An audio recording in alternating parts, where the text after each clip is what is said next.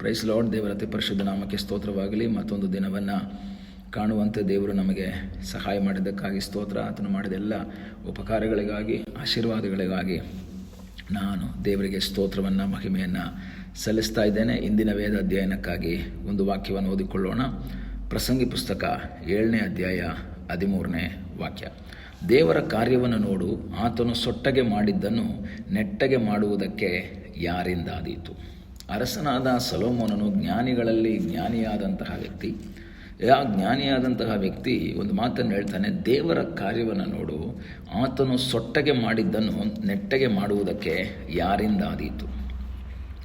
ಅದೇ ಪುಸ್ತಕ 1ನೇ ಅಧ್ಯಾಯ 15ನೇ ವಾಕ್ಯದಲ್ಲಿ ಅವನು ಹೇಳ್ತಾನೆ, ವಕ್ರವಾದದ್ದನ್ನು ಸರಿ ಮಾಡುವುದು ಅಸಾಧ್ಯ. ವಕ್ರವಾದದ್ದನ್ನು, ಬೆಂಡಾಗಿರೋದನ್ನು ಸ್ಟ್ರೈಟ್ ಮಾಡೋದು ಅದು ಅಸಾಧ್ಯ ಎಂಬುದಾಗಿ ಹೇಳ್ತಾನೆ. ಹಾಗಾದರೆ ಸೊಲೊಮೋನ್ ಹೇಳ್ತಾನೆ, ವಕ್ರವಾದದ್ದನ್ನು ಸರಿ ಮಾಡುವುದಕ್ಕೆ ಸಾಧ್ಯವಿಲ್ಲ. ಹೌದು, ದೇವರು ಸೊಟ್ಟಾಗಿ ಮಾಡಿದ್ರೆ ನೆಟ್ಟಾಗಿ ಮಾಡೋಕ್ಕೆ ಯಾರ ಕೈಯಲ್ಲಾಗಲ್ಲ. ಅದು ಸತ್ಯವಾದಂತಹ ಮಾತು. ವಕ್ರವಾದದ್ದನ್ನು ಸರಿ ಮಾಡುವುದಕ್ಕೆ ಮನುಷ್ಯನ ಕೈಯಲ್ಲಾಗಲ್ಲ, ಬಟ್ ದೇವ್ರ ಕೈಯಲ್ಲಾಗತ್ತೆ. ಒಬ್ಬ ಮನುಷ್ಯ ನಮ್ಮನ್ನು ಸೊಟ್ಟಾಗಿ ಮಾಡಿದ್ರೆ ಅದನ್ನು ನೆಟ್ಟಾಗಿ ಮಾಡೋಕ್ಕೆ ದೇವ್ರ ಕೈಯಲ್ಲಾಗತ್ತೆ. ಈ 7:13ನೇ ವಾಕ್ಯ ಓದುವಾಗೆಲ್ಲ ನಾನು ಅದರ ಆಪೋಸಿಟ್ ಸೈಡ್ ಯೋಚನೆ ಮಾಡ್ತೀನಿ. ದೇವರ ಕಾರ್ಯವನ್ನು ನೋಡು, ಆತನು ಸೊಟ್ಟಗೆ ಮಾಡಿದ್ದನ್ನು ನೆಟ್ಟಗೆ ಮಾಡುವುದಕ್ಕೆ ಯಾರಿಂದಾದೀತು. ಆದರೆ ನಾನು ಯೋಚನೆ ಮಾಡೋದು, ಆತನ ನೆಟ್ಟಗೆ ಮಾಡಿದ್ದನ್ನು ಸೊಟ್ಟಗೆ ಮಾಡುವುದಕ್ಕೆ ಯಾರಿಂದಾದೀತು. ಒಬ್ಬ ವ್ಯಕ್ತಿಯ ಜೀವಿತವನ್ನು ದೇವರು ನೆಟ್ಟಗೆ ಮಾಡಿದ್ರೆ, ಅದನ್ನು ನೇರವಾಗಿ ಮಾಡಿದ್ರೆ, ಅದನ್ನು ಬೆಂಡ್ ಮಾಡುವುದಕ್ಕೆ ಈ ಲೋಕದಲ್ಲಿ ಯಾರೆಲ್ಲ ಪ್ರಯತ್ನ ಮಾಡಿದ್ರೂ ಸಾಧ್ಯ ಆಗಲ್ಲ. ಆದರೆ ದೇವರು ಒಬ್ಬರ ಜೀವಿತವನ್ನು ಬೆಂಡ್ ಮಾಡಿದ್ರೆ, ಅದು ಸೊಟ್ಟಗೆ ಮಾಡಿದ್ರೆ, ಅದನ್ನು ಈ ಲೋಕದವರೆಲ್ಲ ನಿಂತ್ಕೊಂಡು ಅದನ್ನು ನೆಟ್ಟಾಗಿ ಮಾಡೋಕ್ಕೆ ನೋಡಿದ್ರೆ ಸಾಧ್ಯವಿಲ್ಲ. ಕಾರಣ ದೇವರ ಕೈಯಲ್ಲಿ ಮಾತ್ರನೇ ಇದೆಲ್ಲ ಸಾಧ್ಯ. ಈ ದಿವಸಗಳಲ್ಲಿ ಕರ್ತನ ಸನ್ನಿಧಾನದಲ್ಲಿ ನಾವು ಪ್ರಾರ್ಥನೆ ಮಾಡಬೇಕು. ದೇವರೇ, ನನ್ನ ಜೀವಿತವನ್ನು, ಸೊಟ್ಟಗಿರುವಂತಹ ನನ್ನ ಜೀವಿತವನ್ನು, ವಕ್ರವಾದಂಥ ನನ್ನ ಜೀವಿತವನ್ನು, ಇಂದು ಇಕ್ಕಟ್ಟಿನಲ್ಲಿರುವಂಥ ನನ್ನ ಜೀವಿತವನ್ನು ನೇರವಾಗಿ ಮಾರ್ಪಡಿಸುವುದಕ್ಕೆ ನಿನ್ನಿಂದ ಮಾತ್ರ ಸಾಧ್ಯ. ಮನುಷ್ಯರು ಪ್ರಯತ್ನ ಮಾಡ್ತಾರೆ, ವಕ್ರವಾದದ್ದನ್ನು, ಸೊಟ್ಟವಾದದ್ದನ್ನು ನೆಟ್ಟಗೆ ಮಾಡುವುದಕ್ಕೆ, ಸರಿ ಮಾಡುವುದಕ್ಕೆ, ನೇರವಾಗಿ ಮಾಡುವುದಕ್ಕೆ ಪ್ರಯತ್ನ ಮಾಡ್ತಾರೆ. ಕೆಲವು ಸಂದರ್ಭಗಳಲ್ಲಿ ಅವರು ಅದರಲ್ಲಿ ಸಕ್ಸಸ್ ಆಗಲೂಬಹುದು. ಆದರೆ ನಿರಂತರವಾಗಿ ವಕ್ರವಾದದ್ದನ್ನು, ಸೊಟ್ಟಗೆ ಆಗಿರುವುದನ್ನು ನೆಟ್ಟಗೆ ಮಾಡುವುದಕ್ಕೆ ಯಾರಿಂದನೂ ಸಾಧ್ಯವಿಲ್ಲ. ಸೊಲೊಮೋನ್ ಹೇಳ್ತಾನೆ, ವಕ್ರವಾದದ್ದನ್ನು ಸರಿ ಮಾಡುವುದು ಅಸಾಧ್ಯ. ಅದು ಪ್ರತ್ಯೇಕವಾಗಿ ದೇವರೇನಾದರೂ ವಕ್ರ ಮಾಡಿಬಿಟ್ರೆ, ದೇವರೇನಾದರೂ ಸೊಟ್ಟಾಗಿ ಮಾಡಿಬಿಟ್ರೆ ಅದನ್ನು ನೆಟ್ಟಗೆ ಮಾಡುವುದಕ್ಕೆ ಸಾಧ್ಯವಿಲ್ಲ. ಈ ದಿವಸ ಕರ್ತನಿಗೆ ಹೇಳೋಣ, ಕರ್ತನೇ, ನನ್ನನ್ನೇ ನಿನ್ನ ಕೈಗಳಿಗೆ ಒಪ್ಪಿಸಿಕೊಡ್ತೇನೆ. ನನ್ನ ಜೀವಿತದಲ್ಲಿ ಇವತ್ತು ವಕ್ರವಾದಂತಹ ಅನುಭವಗಳು, ಸೊಟ್ಟಗಾದಂಥ ಅನುಭವಗಳು, ನೇರವಾಗಿ ಹೋಗೋಕ್ಕಾಗದೇ ಇರುವಂಥ ಅನುಭವಗಳನ್ನು ನೇರ ಮಾಡುವುದಕ್ಕೆ ನಿನ್ನಿಂದ ಮಾತ್ರ ಸಾಧ್ಯ. ನಮ್ಮ ತಂದೆ, ತಾಯಿ, ಹೆಂಡತಿ, ಗಂಡ, ಸಹೋದರ, ಸ್ನೇಹಿತ, ಬಂಧು ಬಾಂಧವರು ಯಾರೆಲ್ಲ ಪ್ರಯತ್ನ ಮಾಡಿದ್ರು ಒಬ್ಬನ ಭವಿಷ್ಯವನ್ನು ನೇರ ಮಾಡುವುದಕ್ಕೆ ಸಾಧ್ಯವಿಲ್ಲ, ಸರಿ ಮಾಡುವುದಕ್ಕೆ ಸಾಧ್ಯವಿಲ್ಲ. ಆದರೆ ದೇವರ ಸನ್ನಿಧಾನದಲ್ಲಿ ಪ್ರಾರ್ಥನೆ ಮಾಡುವುದಾದರೆ ಅಸಾಧ್ಯಗಳನ್ನು ಸಾಧ್ಯ ಮಾಡುವಂಥ ಸರ್ವಶಕ್ತನಾದ ಒಬ್ಬ ದೇವರಿದ್ದಾನೆ. ಈ ದಿವಸ ಕರ್ತನಿಗೆ ಹೇಳೋಣ, ಕರ್ತನೇ, ನನ್ನ ಜೀವಿತದಲ್ಲಿ ನೀನು ಅದ್ಭುತವನ್ನು ಮಾಡಪ್ಪ. ದೇವರೇ, ನಾನು ಆ ಜಯವನ್ನು ಹೊಂದಿಕೊಳ್ಬೇಕು ಸ್ವಾಮಿ. ಸೊಟ್ಟಗಾದಂಥ ನನ್ನ ಜೀವಿತ, ಇಕ್ಕಟ್ಟಿನಲ್ಲಿರುವಂಥ ನನ್ನ ಜೀವಿತ, ಕೊರತೆಯಲ್ಲಿರುವಂಥ ನನ್ನ ಜೀವಿತ ಪರಿಹಾರವಾಗಿ ನೇರವಾದಂಥ ಒಂದು ಅನುಭವಕ್ಕೆ ನನ್ನನ್ನು ನಡೆಸು ಎಂಬುದಾಗಿ ನಾವು ಪ್ರಾರ್ಥನೆ ಮಾಡೋಣ. ಸೊಲೊಮೋನ್ ಹೇಳ್ತಾನೆ, ಸಾಧ್ಯವಿಲ್ಲ. ಆದರೆ ನಾವು ಪಾಸಿಟಿವ್ ಆಗಿ ಥಿಂಕ್ ಮಾಡೋಣ. ದೇವರು ನನ್ನ ಜೀವಿತವನ್ನು ನೆಟ್ಟಗೆ ಮಾಡಿದ್ರೆ ಈ ಲೋಕದಲ್ಲಿ ಯಾರೆಲ್ಲ ಪ್ರಯತ್ನ ಮಾಡಿದ್ರು ಅದನ್ನು ಸೊಟ್ಟಗೆ ಮಾಡುವುದಕ್ಕೆ ಸಾಧ್ಯವಿಲ್ಲ.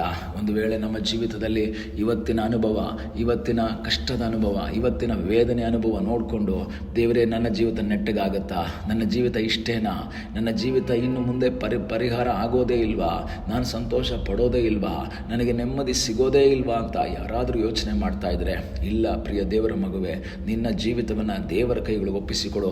ಆತನು ಅದ್ಭುತವಾಗಿ ಮಾರ್ಪಡಿಸುವುದಕ್ಕೆ ಶಕ್ತನಾಗಿದ್ದಾನೆ.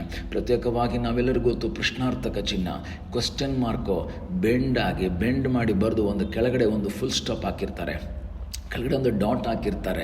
ಅದು ಕ್ವಶ್ಚನ್ ಮಾರ್ಕ್. ಅದು ನನ್ನ ಜೀವಿತದಲ್ಲಿ, ನಮ್ಮೆಲ್ಲರ ಜೀವಿತದಲ್ಲಿ ಒಂದು ಪ್ರಶ್ನೆಗಳಿದೆ. ಇದಕ್ಕೆ ಪರಿಹಾರ ಇದೆಯಾ, ಇದು ಸರಿಯಾಗತ್ತಾ, ಇದು ಸೊಟ್ಟಾಗ್ಬಿಟ್ಟಿದೆ, ಕ್ವಶ್ಚನ್ ಮಾರ್ಕ್, ಇದು ಹೇಗಾಗುತ್ತೆ, ಇದೇನು ಮಾಡೋದು, ತುಂಬ ಪ್ರಶ್ನೆಗಳು ನಿಮ್ಮ ಜೀವಿತದಲ್ಲಿ ಇರಬಹುದು. ಆ ಪ್ರಶ್ನೆಗಳೊಂದಿಗೆ ನೀವು ಮನುಷ್ಯರ ಬಳಿಗೆ ಹೋದರೆ, ಒಂದು ಪ್ರಶ್ನೆ ಕೇಳಿದ್ರೆ ಅವ್ರು 4 ಪ್ರಶ್ನೆ ನಿಮಗೆ ಕೇಳ್ತಾರೆ, ನೀವು 4 ಪ್ರಶ್ನೆ ಹೇಳಿದ್ರೆ ಅವನು 10 ಪ್ರಶ್ನೆ ನಿಮಗೆ ಕೇಳ್ತಾನೆ. ಪ್ರಶ್ನೆಗಳೊಂದಿಗೆ ನೀನು ಮನುಷ್ಯನ ಬಳಿಗೆ ಹೋಗಬೇಡ, ನೀನು ದೇವರ ಬಳಿಗೆ ಹೋಗು. ನಿನ್ನ ಪ್ರಶ್ನೆಯೊಂದಿಗೆ, ನಿನ್ನ ವೇದನೆ ಅನುಭವ ಅನುಭವದೊಂದಿಗೆ, ನಿನ್ನ ಕಷ್ಟದ ಅನುಭವದೊಂದಿಗೆ ನೀನು ದೇವರ ಬಳಿಗೆ ಹೋಗು, ನಿನ್ನ ಕರ್ತನ ಬಳಿಗೆ ಹೋಗೋದಾದರೆ ಆತನು ನಿನ್ನ ಪ್ರಶ್ನೆಗೆ ಉತ್ತರ ಕೊಡ್ತಾನೆ. ನನ್ನ ಅನುಭವದಲ್ಲಿ ನಾನು ಅನೇಕ ಸಂದರ್ಭದಲ್ಲಿ ಯೋಚನೆ ಮಾಡಿದಂಥ ಒಂದು ವಿಷಯ ಅಂತ ಹೇಳಿದ್ರೆ, ಆ ಬೆಂಡಾದಂತಹ ಪ್ರಶ್ನೆಯ ಅನುಭವವನ್ನು ದೇವರ ಹತ್ರ ತಗೊಂಡೋದ್ರೆ ಆತನು ಅದನ್ನು ನೆಟ್ಟಗೆ ಮಾಡ್ತಾನೆ. ಪ್ರಶ್ನೆ ನೆಟ್ಟಗಾದರೆ ಏನಾಗ್ತದೆ ಪ್ರಿಯ ದೇವರ ಮಕ್ಕಳೇ? ಬೆಂಡಾಗಿ ಬರೆದಿರುವಂಥ ಪ್ರಶ್ನೆ ಕೆಳಗಡೆ ಬೆಂಡ್ ಮಾಡಿ ಬರೆದು ಕೆಳಗಡೆ ಒಂದು ಡಾಟ್ ಇಟ್ಟಿರ್ತಾರೆ, ಅಲ್ಲಿ ಅದನ್ನು ಸ್ಟ್ರೈಟ್ ಮಾಡಿದ್ರೆ ಅದು ಆಶ್ಚರ್ಯ ಸೂಚಕ ಚಿಹ್ನೆ ಆಯಿತು, ಎಕ್ಸ್ಕ್ಲಮೇಟ್ರಿ ಆಗೋಯ್ತು. ಈ ದಿವಸಗಳಲ್ಲಿ ಕರ್ತನಿಗೆ ಹೇಳೋಣ, ದೇವರೇ ನನ್ನ ಜೀವಿತದ ಪ್ರಶ್ನೆಯ ಅನುಭವವನ್ನು ಆಶ್ಚರ್ಯ ಸೂಚಕವಾಗಿ ಮಾರ್ಪಡಿಸು ಎಂಬುದಾಗಿ. ನಿನ್ನ ಜೀವಿತದ ಪ್ರಶ್ನೆಯನ್ನು ಮನುಷ್ಯರ ಹತ್ರ ತಗೊಂಡೋದೆ, ಇನ್ನೂ ಅನೇಕ ಪ್ರಶ್ನೆಗಳು ನಿನಗೆ ಕೇಳ್ತಾರೆ, ಆದರೆ ನೀನು ಆ ಪ್ರಶ್ನೆಯನ್ನು ದೇವರ ಹತ್ರ ತಗೊಂಡೋದ್ರೆ ಆತನು ಅದನ್ನು ನೆಟ್ಟಗೆ ಮಾಡ್ತಾನೆ. ಅದು ನೆಟ್ಟಗೆ ಮಾಡಿದ್ರೆ ಕ್ವಶ್ಚನ್ ಮಾರ್ಕ್, ಅದು ಸ್ಟ್ರೈಟ್ ಆದರೆ ಅದು ಮತ್ತೆ ಕ್ವಶ್ಚನ್ ಮಾರ್ಕ್ ಅಲ್ಲ, ಅದು ಎಕ್ಸ್ಕ್ಲಮೇಟರಿ ಮಾರ್ಕು, ಆಶ್ಚರ್ಯ ಸೂಚಕವಾದದ್ದು. ಇವತ್ತು ಅನೇಕರ ಮುಂದೆ ಪ್ರಶ್ನಾರ್ಥಕವಾಗಿ ನಿಂತಿರ್ಬೋದು. ನಿನ್ನ ಜೀವಿತವನ್ನು ಆಶ್ಚರ್ಯಚಕಿತವಾಗಿ ಮಾಡುವುದಕ್ಕೆ ಶಕ್ತನಾದ ಒಬ್ಬ ದೇವರಿದ್ದಾನೆ. ಆ ಕರ್ತನಲ್ಲಿ ಆಶ್ರಯಿಸಿ ನಾವು ಪ್ರಾರ್ಥನೆ ಮಾಡೋಣ. ಕಣ್ಣುಗಳನ್ನ ಮುಚ್ಚೋಣ. ನಮ್ಮನ್ನು ಬಹಳವಾಗಿ ಪ್ರೀತಿ ಮಾಡುವ ಪರಲೋಕದ ತಂದೆಯಾದ ದೇವರೇ, ಈ ಸಮಯಕ್ಕಾಗಿ ಸ್ತೋತ್ರ.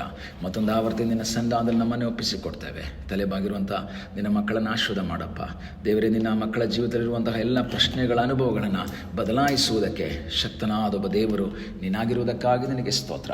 ಅವರನ್ನ ಆಶ್ಚರ್ಯ ಸೂಚಕವಾದಂಥ ಅನುಭವವಾಗಿ ಮಾರ್ಪಡಿಸು. ಪ್ರಾರ್ಥನೆಯನ್ನು ಕೇಳೋದಕ್ಕಾಗಿ ಸ್ತೋತ್ರ. ಯೇಸುವಿನ ಮುದ್ದಾದ ಹೆಸರಿನಲ್ಲಿ ಬೇಡಿಕೊಳ್ಳುತ್ತೇವೆ ನಮ್ಮ ಪ್ರೀತಿಯ ತಂದೆಯೇ, ಆಮೇನ್. God bless you.